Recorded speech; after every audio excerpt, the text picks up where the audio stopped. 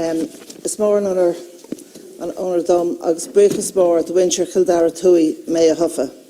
I want to thank the voters of Kildare North who expressed their faith in Sinn Féin to lead a government of real change, returning me to the Dáil as their first female Sinn Féin TD. Politics is all-consuming, and I want to thank my mum, my brother, my sisters and my children for their unwavering love and support.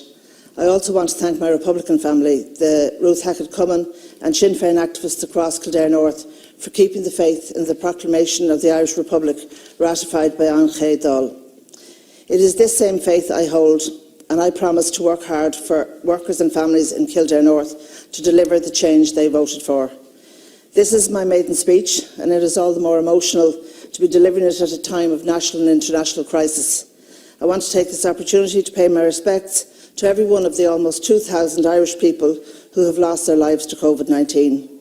Many of us have experienced the grief of losing a family member, and I am remembering my daddy today. I cannot imagine the distress these families endured, not being able to kiss their loved ones goodbye, or yes, they go raibh siad. I had anticipated my first address on transport would be about exploring the possibility of extending the light rail system out to Kilcock, Sallins and the Lewis line to Naas, about improvements to Dublin Bus for Leixlip, Selbridge, my hometown of Maynooth, and returning Dublin Bus to Kilcock, about improving the bus air and service for Prosperous and Clane, the bus na Scoile for Rathcoffey and the other hinterlands of Kildare, and critically, about ensuring that all public transport was accessible to citizens with disabilities. These are the issues I would have addressed if these were ordinary times, but these, Ken Corla, are not ordinary times. We have people going back to work next week before we have an effective testing and timely tracing containment infrastructure built to contain the virus. The most immediate concern for families in North Kildare right now regarding transport is how they are going to travel to work safely, starting from next week.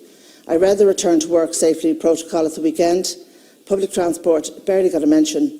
So I asked the Minister, and I welcome that you said that you have been engaging with public transport operators, but when are you going to publish a comprehensive plan for transport during Covid-19? This protocol, it must include, among those already mentioned, plans to carry workers to their place of work without returning traffic chaos to our streets, managing social distancing at bus stops, train stations and indeed once on board.